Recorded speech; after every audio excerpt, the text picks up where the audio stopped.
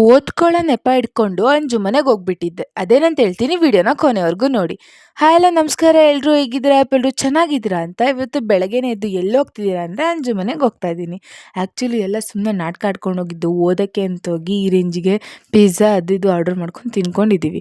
ಓದೋದೊಂದು ಅರ್ಧ ಗಂಟೆ, ಓದೋದೇನೋ ಓದ್ಬೋದು, ಅಲ್ಲಿ ಏನೈತೆ ಅನ್ನೋದೇ ಅರ್ಥ ಆಯ್ತಾ ಇಲ್ವಲ್ಲ. ಎಷ್ಟೊತ್ತಂದ್ರೆ ತಲೆ ಕೆಡ್ಸ್ಕೊಂಡು ಕೂತಿದ್ದೀವಿ ಗೊತ್ತಾ. ಅದು ಪ್ರಾಕ್ಟಿಕಲೇ ಅರ್ಥ ಆಯ್ತಾ ಇಲ್ಲ, ಇನ್ನು ಥಿಯರಿ ಏನು ತಪ್ಪಾಗ್ತೀವೋ ನನಗಂತೂ ಗೊತ್ತಾಯ್ತಾ ಇಲ್ಲ.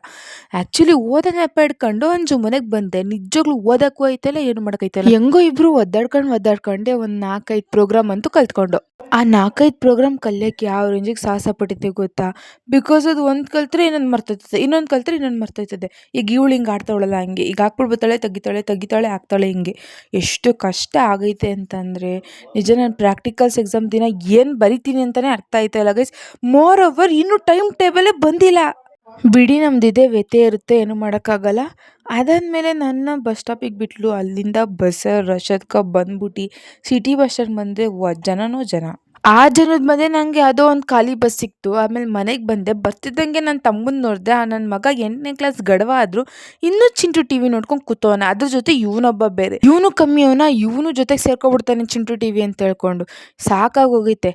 ಇಷ್ಟ ಆಗುತ್ತೆ ಇವತ್ತಿನ ನನ್ನ ಮಿನಿ ವ್ಲಾಗ್. ಇಷ್ಟ ಆಗಿದ್ರೆ ಪ್ಲೀಸ್ ಲೈಕ್ ಮಾಡಿ ಗೈಸ್. ಬಾಯ್.